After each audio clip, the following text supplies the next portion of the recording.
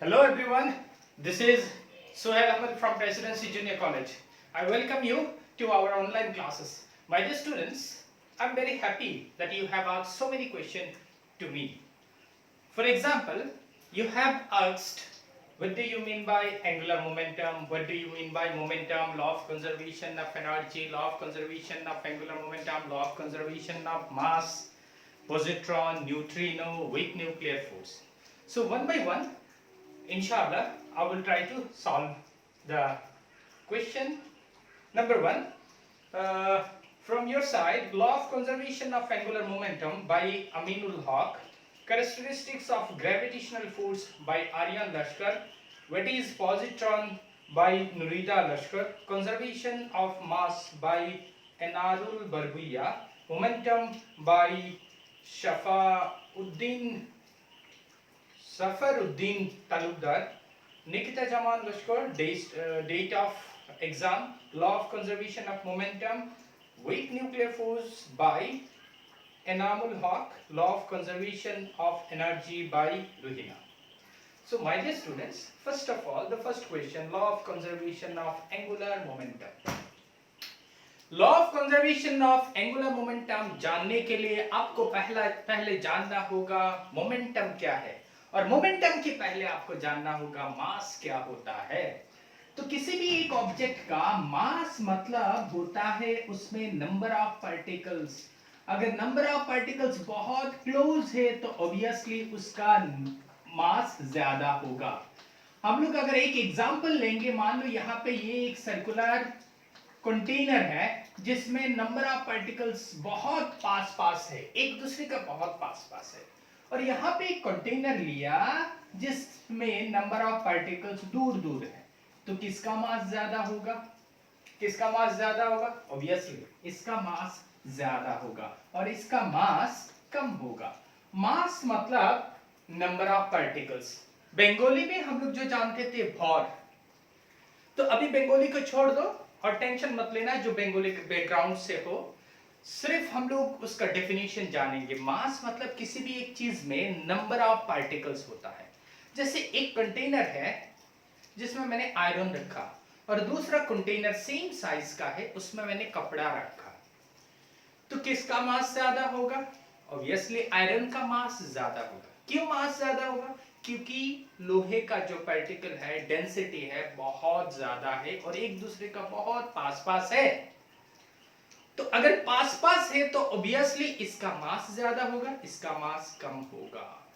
उसी मास के साथ अगर g को मल्टीप्लाई करेंगे तो वेट हो जाएगा, और उसी मास के साथ अगर g को मल्टीप्लाई करेंगे तो ये भी वेट हो जाएगा। मतलब मास के साथ अगर एक्सीलरेशन ड्यू टू ग्रेविटी, ये एक एक्सीलरेशन प्रोड्यूस करता है, अर्थ किसी ऑब्जेक्ट को खींचेगा, तो ये हो गया है वेट, और यहाँ पे g ये वेट। सो बेसिकली मास हम लोगों को समझ में आ गया है। मास मतलब किसी एक चीज में कितना नंबर ऑफ पार्टिकल्स है, और मास के साथ अगर वेलोसिटी को मल्टीप्लाई कर देंगे तो ये होता है मोमेंटम।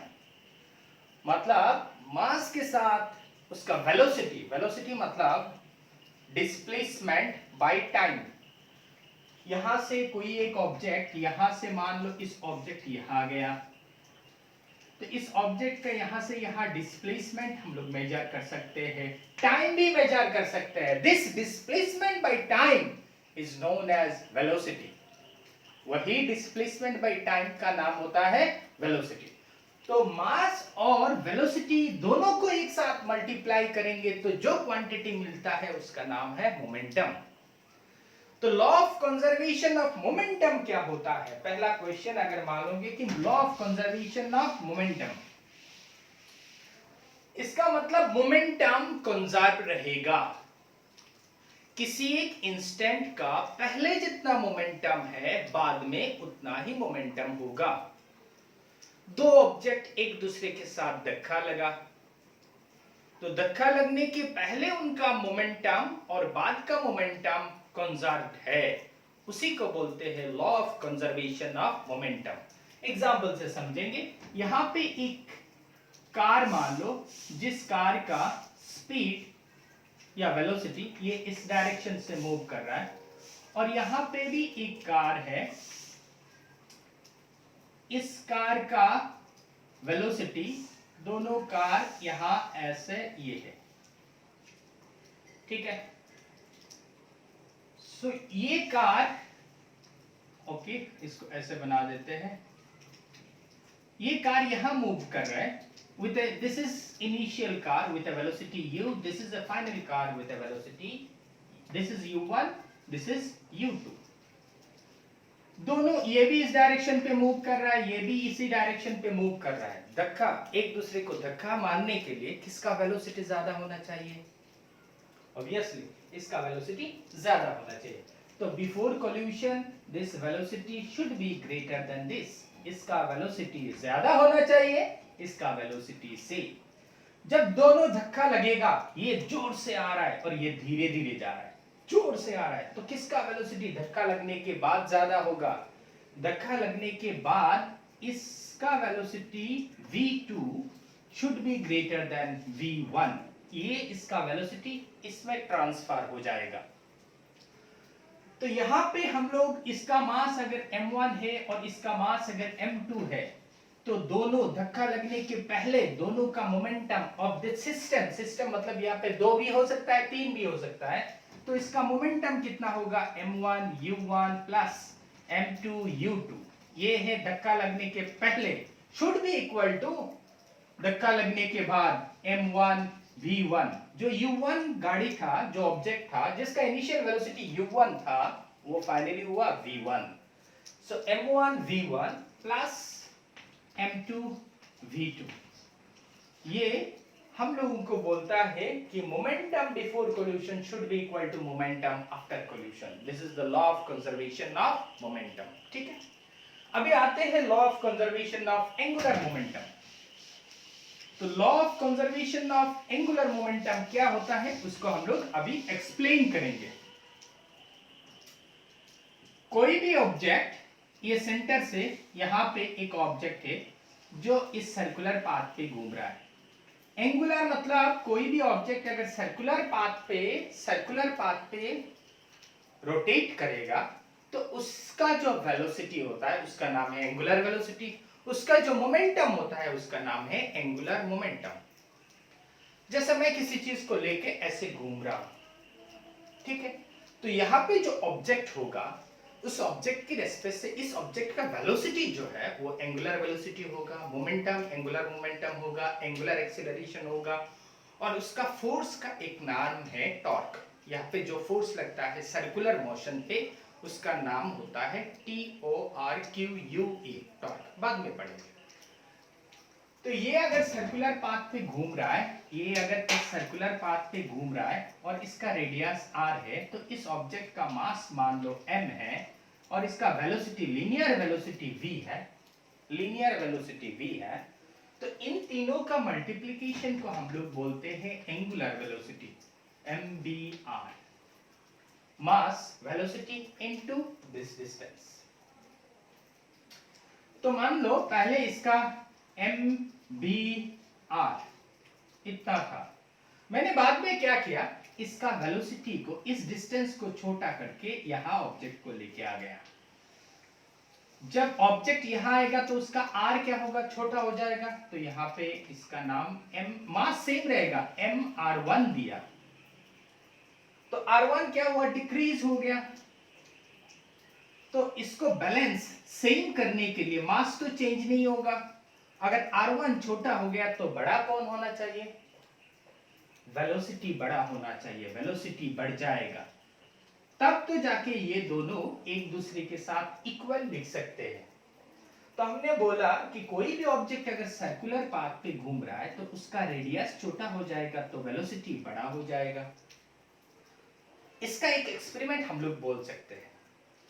हम लोग अगर किसी चीज में ऐसे दोनों हाथ को बड़ा करके घूमेंगे और घूमते घूमते देखोगे उसका एक स्पीड होगा ना, और दोबारा हम लोग इसका हाथ को छोटा कर देंगे।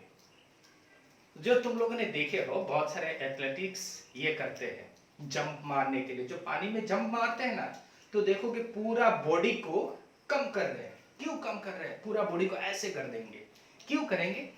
तब उसका रेडियस डिक्रीज होगा तो वेलोसिटी बढ़ेगा। तुम उसका खुद का एक एक्सपेरिमेंट कर सकते हो।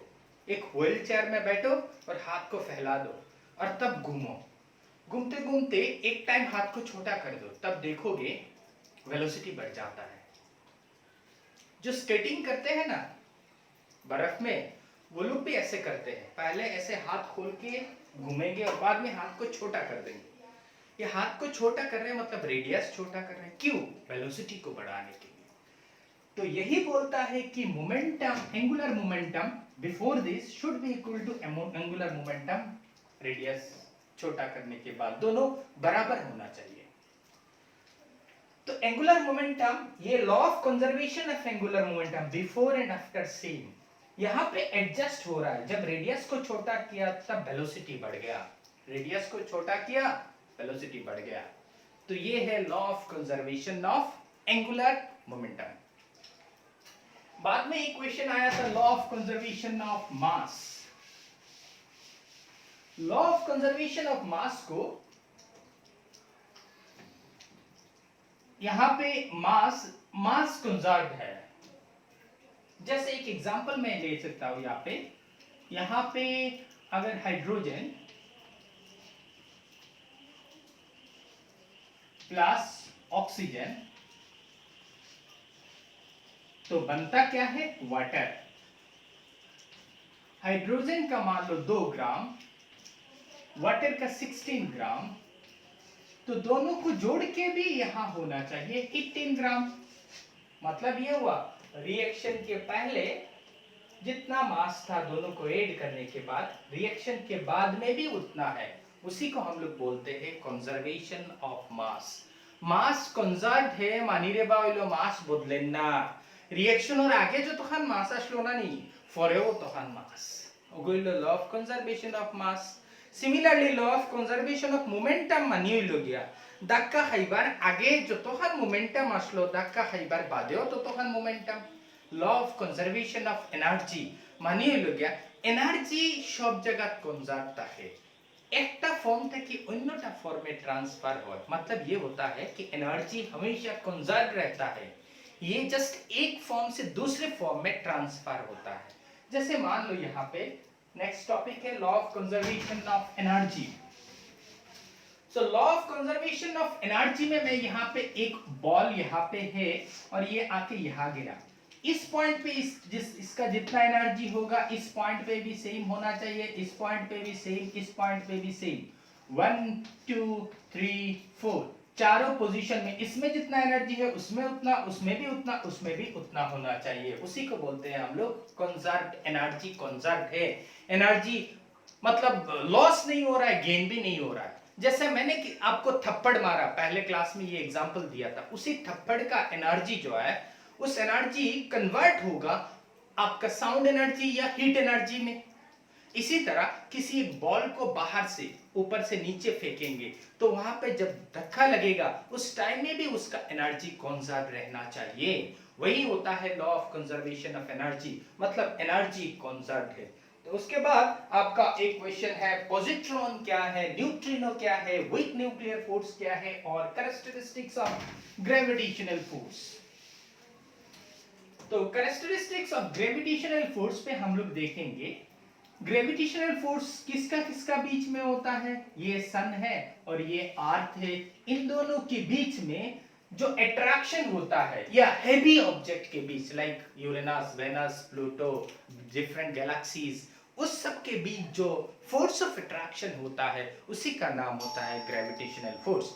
अब एग्जांपल देके मैं आपको समझा सकता हूं कि ग्रेविटेशनल फोर्स क्या है।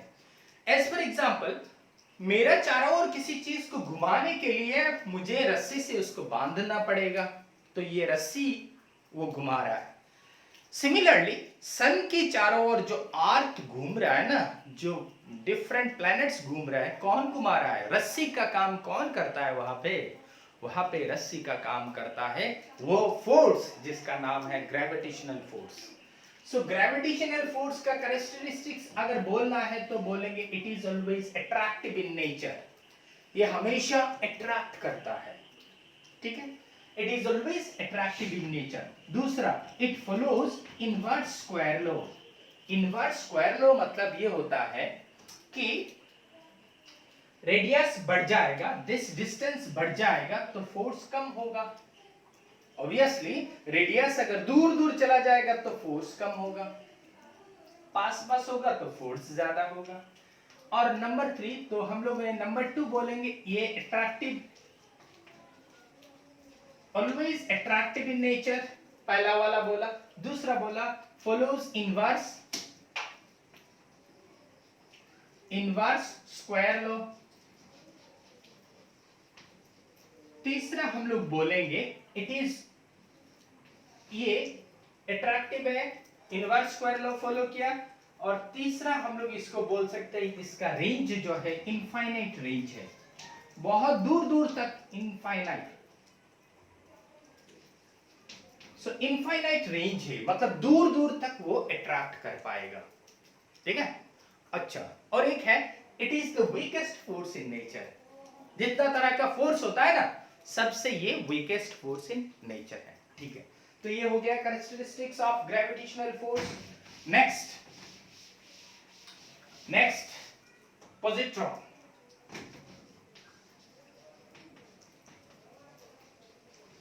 पॉजिट्रॉन क्या होता है? पॉजिट्रॉन, PRON शायद, हाँ पॉजिट्रॉन। पॉजिट्रॉन होता है anti particle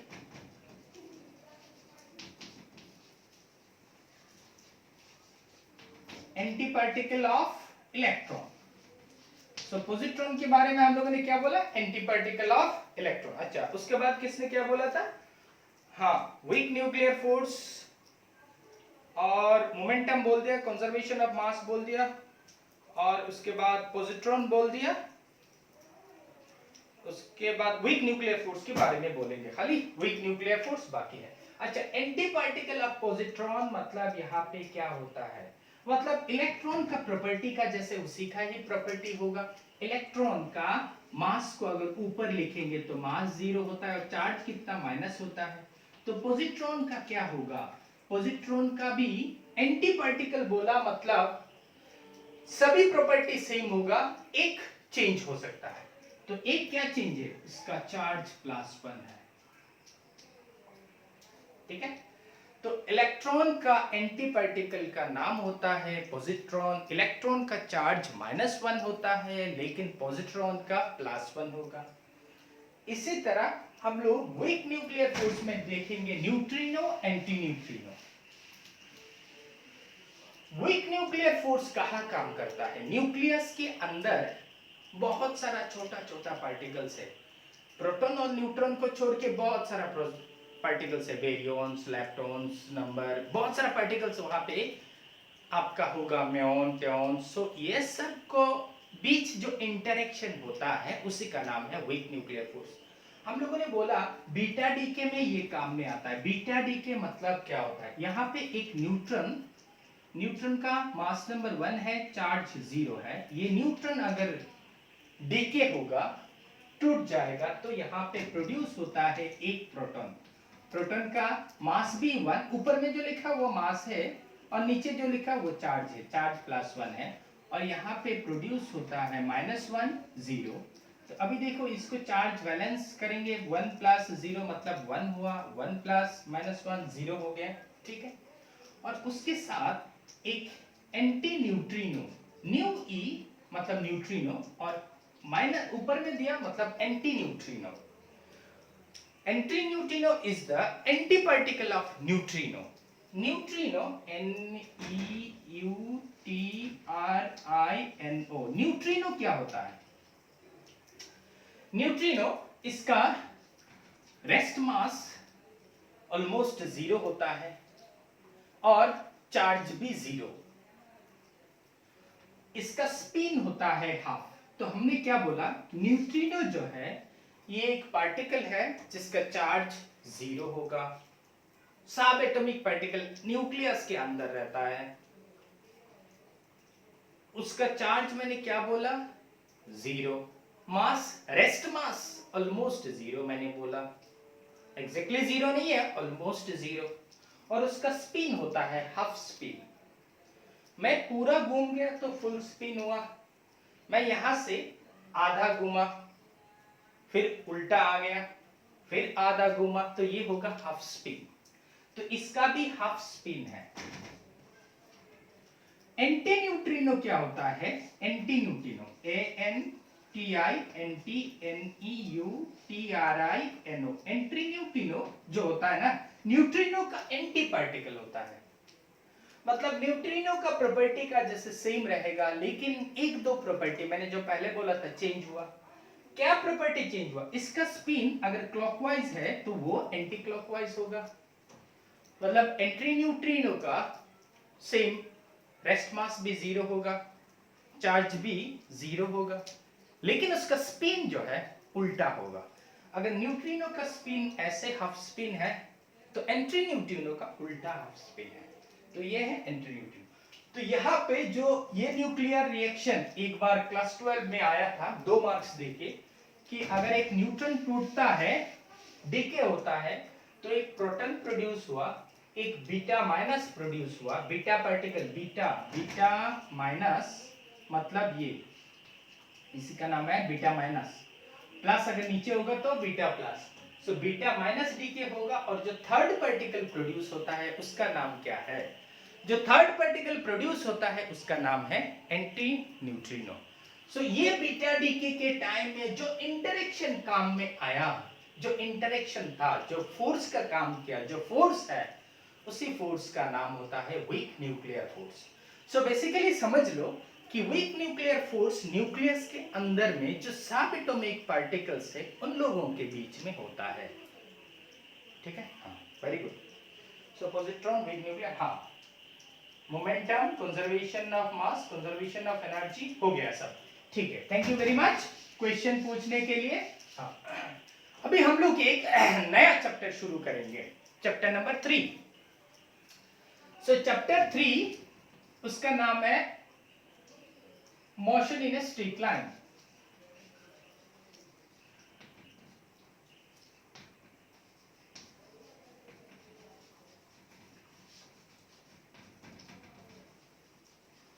so motion in a straight line chapter 3 जो होगा, ये हम लोगों का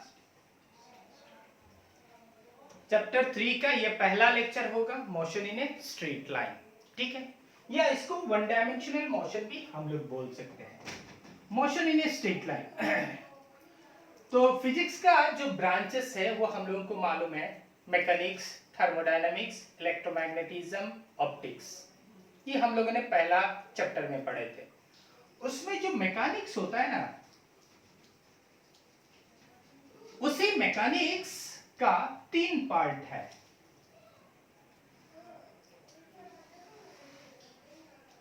क्या बोला मैंने? मैकेनिक्स का 3 पार्ट। एक पार्ट का नाम है स्टैटिक, ठीक है, समझ में आ रहा है? हाँ, स्टैटिक, स्टैटिक मतलब जो ऑब्जेक्ट रेस्ट पे है, कोई भी ऑब्जेक्ट अगर रेस्ट पे होगा, उसका अगर प्रॉपर्टीज मानिए लोकुनो ऑब्जेक्ट যদি ওলা থামাইয়া থাকে না নি আর তার প্রপার্টি গুণ জানি তে তারে হইমু আমরা স্ট্যাটিক। ঠিক আছে, हाँ, उसके बाद ये kinematics, KINEMATICS, kinematics, KINEMATICS, kinematics, और तीसरा वाला होता है डायनामिक्स।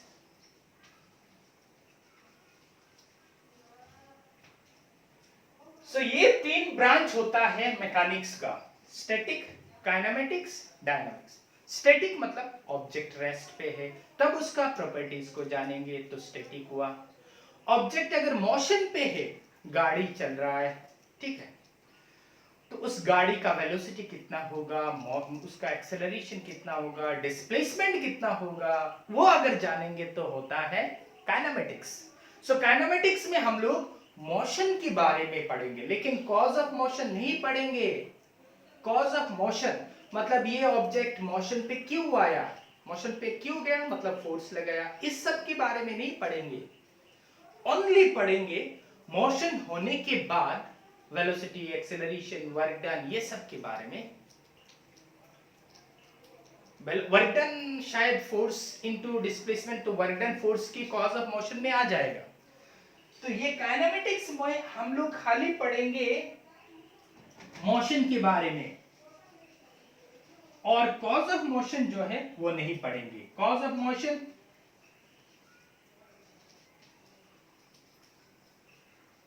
मोशन यहां नहीं पढ़ेंगे। तो डायनामिक्स में क्या पढ़ेंगे? Motion plus cause of motion. Dynamics में motion plus cause of motion.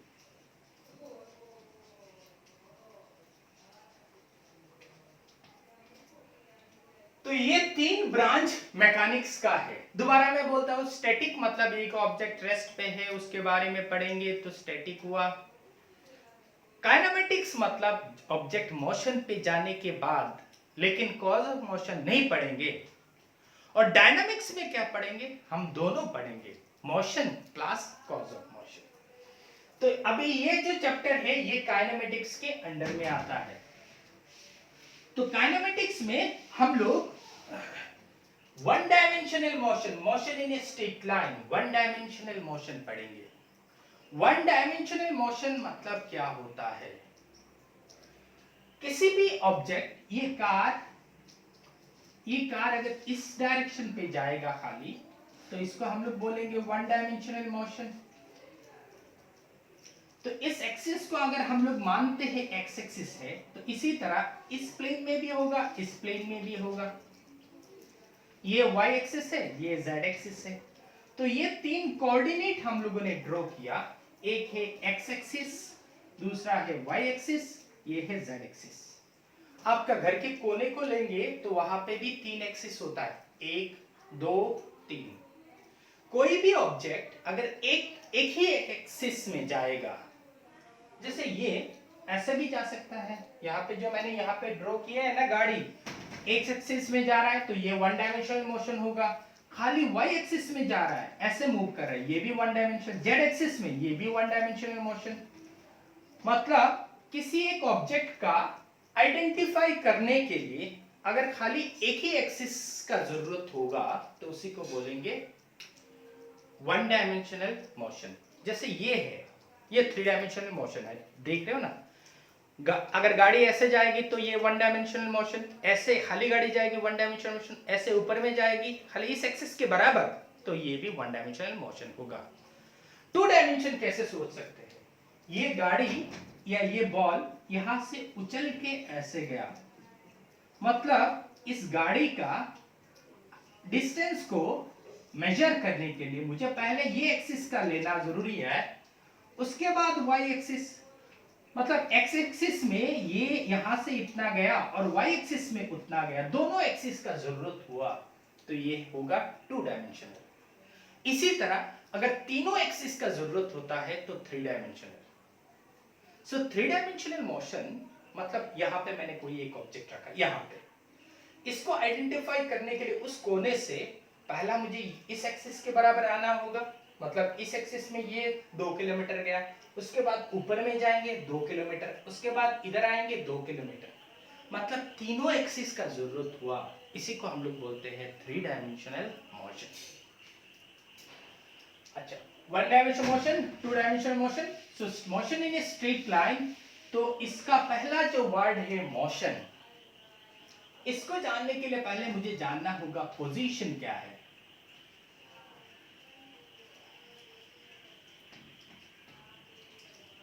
Position क्या होता है? मैं अगर बोलूंगा कि मेरा पोजीशन कितना है या मैं कितना आपसे दूर हूं, तो मेरा स्टूडेंट्स कोई हो सकता है करीमगंज डिस्ट्रिक्ट, कोई हो सकता है सिलचर, कोई हो सकता है कचाड़, कोई हो सकता है हाइलाकंदी। तो यहाँ पे मुझे हर एक जगह से उसका डिस्टेंस, मेरा डिस्टेंस अलग अलग होगा। तो मैं अगर क्वेश्चन करूंगा मैं तुम लोगों से मैं कितना दूर हूं, तो तुम्हारा दिमाग में आएगा सर कहां से दूर को मेजर करूं। सो पोजीशन को मेजर करने के लिए मुझे एक, जैसे ये पोजीशन है, इसको मैं मेजर करूं तो मुझे एक फिक्स्ड कोऑर्डिनेट का जरूरत होता है। मतलब कहां से मुझे मेजर करना है सर आपका डिस्टेंस, कहां से मेजर करना है। किसी के लिए मैं 2 किलोमीटर, किसी के लिए 5 किलोमीटर, किसी के लिए 6 किलोमीटर। इसीलिए पोजीशन को आइडेंटिफाई करने के लिए मुझे पहला उसका ओरिजिन को आइडेंटिफाई करना होगा कि सर आपका डिस्टेंस मेजर करूं, कहां से मेजर करूं। तो इसी का नाम होता है origin.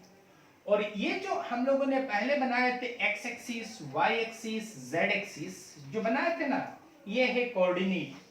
So this coordinate system also time measure करने के लिए स्टॉप वॉच, दोनों को मिला के होता है फ्रेम ऑफ रेफरेंस। ये तीनों का नाम है coordinate system. Coordinate system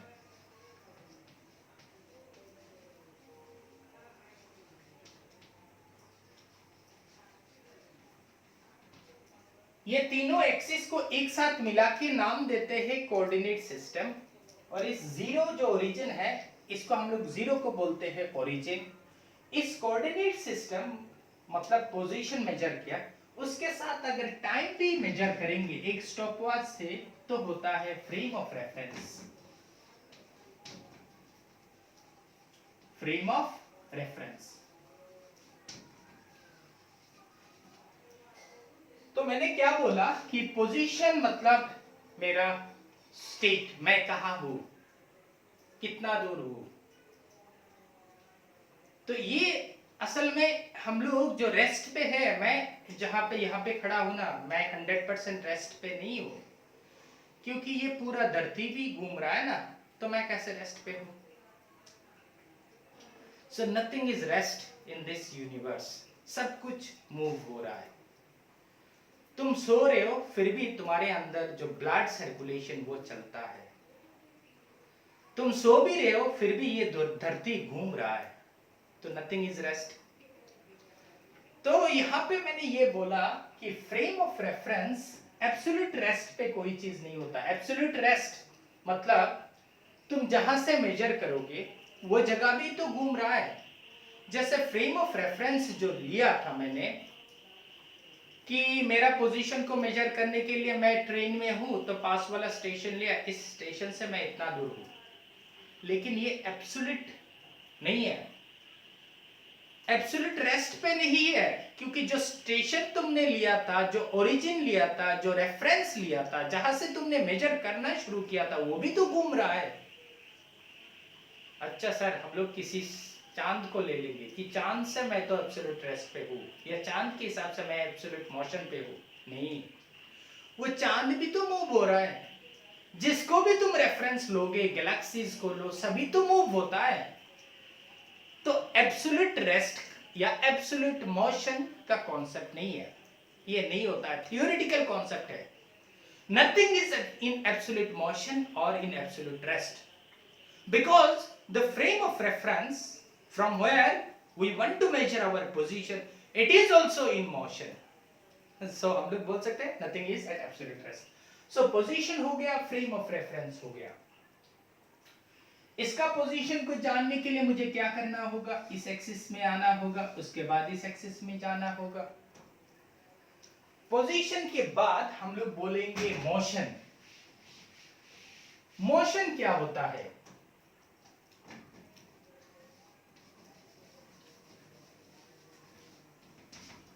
motion मतलब मैं टाइम के साथ अगर मेरा पोजीशन चेंज होता है, जैसे मैं इनिशियली यहां था पहला सेकंड पे, नेक्स्ट सेकंड में यहां गया, नेक्स्ट सेकंड में मैं यहां गया, इसका नाम होता है मोशन।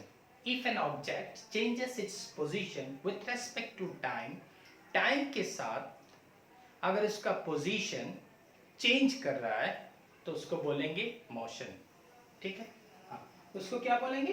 मोशन। तो देखो, पोजीशन और मोशन ये सब हम लोगों ने देखा। अभी देखेंगे कि डिस्टेंस एंड डिस्प्लेसमेंट। डिस्टेंस और जो डिस्प्लेसमेंट,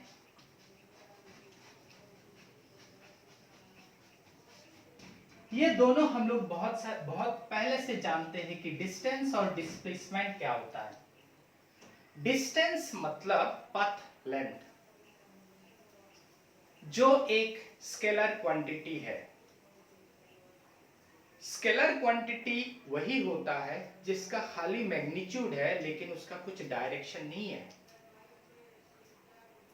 जैसे 10 kilometre, the distance between you and me is 10 kilometre.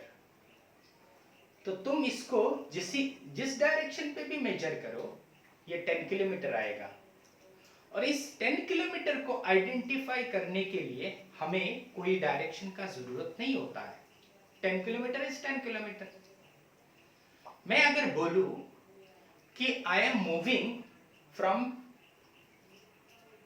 Moving with a velocity of 10 kilometre per hour, तो आप पूछोगे sir you are moving from where to where, कहां से कहां मूव किया आपने।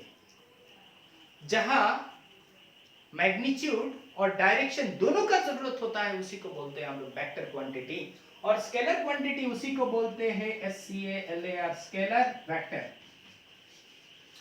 वेक्टर मतलब जिसका डायरेक्शन होगा मैग्नीट्यूड भी होगा, स्केलर मतलब खाली मैग्नीट्यूड, डायरेक्शन का कुछ जरूरत नहीं होता है।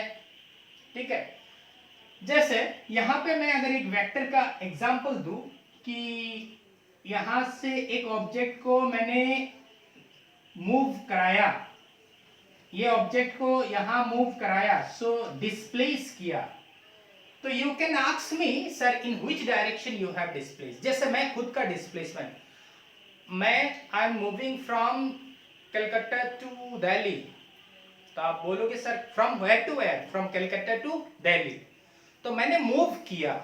और if I ask what is the distance between Calcutta to Delhi, तो तुम सिंपली बोलोगे, डायरेक्शन का नहीं पूछोगे, कलकत्ता और दिल्ली से कितना दूर है, तो तुम बोलोगे इतना दूर है सर।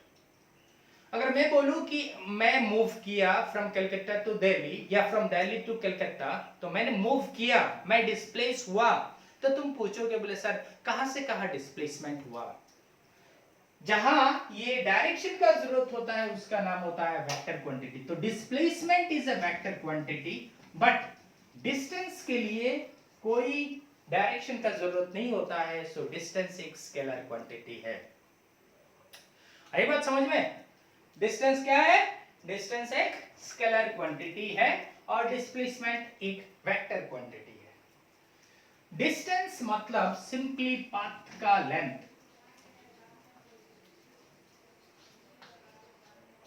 क्या होता है? Path length. और डिस्प्लेसमेंट मतलब किसी चीज को मैंने यहां से यहां हटाया, सो मैंने कौन से डायरेक्शन पे उसको मूव किया, ये होता है। ठीक है, सो नेक्स्ट क्लास में हम लोग डिस्टेंस और डिस्प्लेसमेंट के बारे में और डिटेल्स सीखेंगे।